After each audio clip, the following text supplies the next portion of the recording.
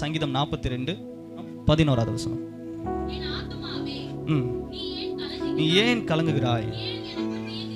தேவனை நோக்கி காத்திரு, என் முகத்திற்கு ரட்சிப்பும் தேவனுமா இருக்கிற நான் இன்னும் துதிப்பேன். ரெண்டாவது காரியம் என்னன்னா, காத்து இருப்பவர்களுக்கு பதில் வரும். இந்த காத்து இருப்பதை நாம நல்லா கொஞ்சம் யோசித்து பார்த்தோம் அப்படின்னா, ஒரு 1 லிட்டர் வாட்டர் பாட்டிலை இப்படி கையில தூக்குறது ஈஸியா கஷ்டமா? ஈஸி. யாரெல்லாம் கஷ்டம்னு சொல்றீங்க? யாரால எல்லாம் தூக்க முடியும்? எல்லாராலையும் தூக்க முடியும். சரி, இப்ப வாட்டர் பாட்டில் நம்ம எல்லாரையும் தூக்க முடியும். எவ்வளவு நேரம் தூக்க முடியும்? அதுதான் இப்ப கேள்வி. ஒரு 1 மணி நேரம் இப்படியே தூக்கிட்டு இருக்க முடியுமா? 2 மணி நேரம், 3 மணி நேரம், 1 மாசம்? இதுதான் காத்திருப்பதிலிருந்து வருகிற சிக்கல். இப்ப ஃபர்ஸ்ட் நான் டக்குன்னு தூக்கிடலாம் ஒரு வாட்டர் பாட்டில. ஆனா எனக்கு ஒரு வெயிட்டிங் பீரியட் வரும் பாருங்க. நான் காத்திருக்கிறேன் பாருங்க, ஆண்டவர் இதை எனக்கு செய்வார்ப்பா அப்படிங்கிறது ஈஸி, உடனே தூக்கிடுவேன். ஆனா டைம் ஆக ஆக ஆக ஆக இப்ப என்ன ஆகுது? காத்திருப்பது என்ன ஒரு வலி வேதனை அப்படிங்கிறது நமக்கு அப்போதான் புரியும். அப்போ இந்த காத்திருப்பதுங்கிறது எல்லாராலையும் முடியாது, எல்லாராலையும் சாத்தியம் இல்லை. ஃபர்ஸ்ட் கை தூக்கணும் எல்லாரும். இப்போ யார் வாட்டர் பாட்டில் தூக்குவீங்க? உடனே தூக்கிடலாம். யார் 1 மணி நேரம் விடாம தூக்குவீங்க அப்படின்னா கேள்விக்குறி. அப்ப பாருங்க, காத்திருப்பது மிக கடினம் தான். ஆனா ஆண்டவர் சொல்றாரு, காத்திருக்கிற காரியம் நிச்சயமாய் வரும். இல்லையா? பக்கத்துல சொல்லுங்க, நீங்க காத்திருக்கிறது தேவனுக்கு தெரியாம இல்ல. நீங்க காத்திருக்கிற ஒவ்வொரு நிமிஷத்தையும் அவர் நன்றாய் அறிந்திருக்கிறார். நிச்சயமாய் நமக்கு பதிலை தருவார். அதனாலதான் ஆண்டவர் பிரதானமா பேசின முதல் வார்த்தை என்ன தெரியுமா? வருத்தப்பட்டு பாரம் சுமக்கிறவர்களே நீங்கள் எல்லாரும் என்ன எடுத்துக்கோங்க. யாரெல்லாம் காத்துட்டு அந்த வெயிட்டை தூக்க முடியாம தூக்கிட்டு இத்தனை வருஷம் இருக்கிறாங்களோ பாருங்க. 38 வருடமாய் ஒரு மனிதன் எங்க இருந்தாரா? குளத்தடியிலே இருக்கிறார். ஆண்டவர் கேட்கிறார், எத்தனை வருஷமா இருக்கீங்க? திருப்பி அந்த மனுஷன் ஆண்டவர்கிட்ட, உங்க வயசு என்ன அப்படின்னா, இயேசு கிறிஸ்துக்கு வயசு என்ன? அப்போ மனுஷனா பிறந்தப்போ 33. உங்களை விட சீனியர் நான். நீங்க பிறக்கிறதுக்கு 5 வருஷத்துக்கு முன்னாடியில இருந்தே நான் எங்க தான் இருக்கேன். நீங்க போய் எனக்கு சரி பண்ண முடியுமா? அப்படி யோசிச்சாரா? அப்போ தேவன் மேல நம்பிக்கை என்பது சூழ்நிலையை பார்க்கறதல்ல. நான் தேவனுக்காக காத்திருக்கிறேன். தேவனுக்காக காத்திருக்கிறவர்கள் அவர் சொன்னாரு, அசாத்தியமான காரியங்கள் என் வாழ்வில் சாத்தியமாய் மாறும். நம்பவே முடியாத காரியத்தை நம்ம நம்ப தான் போறோம்.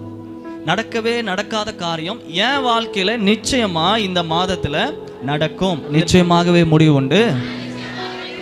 உங்கள் நம்பிக்கை வீண் போகாது. ஆமென். எத்தனை பேர் விசுவாசிக்கிறீங்க?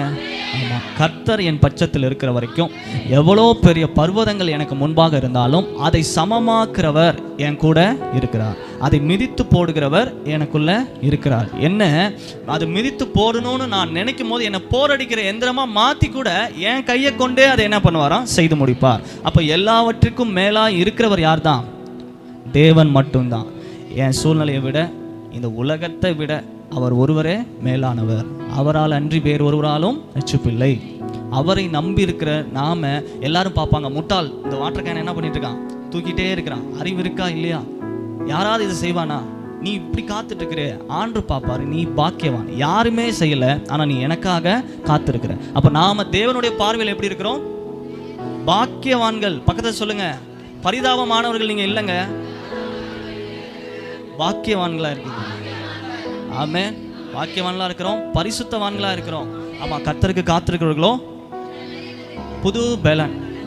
ஏன் புது பலன் சொல்றாருன்னா, ஆல்ரெடி பலன் இருந்தது, ஆனா இப்ப அது பத்தாது. என்ன செய்யணுமா? புது பலனை தந்து அப்புறம் என்ன செய்வாங்க?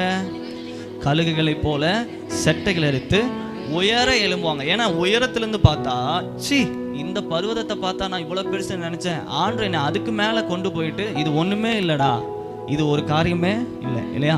அப்படி சொல்லுவதற்கு தான் என்னை எங்க கொண்டு போறார்? உயரத்திற்கு கொண்டு போகிறார். நாம எங்க இருக்கிறோம்? கொலைசேரில பார்த்தா தெரியுது.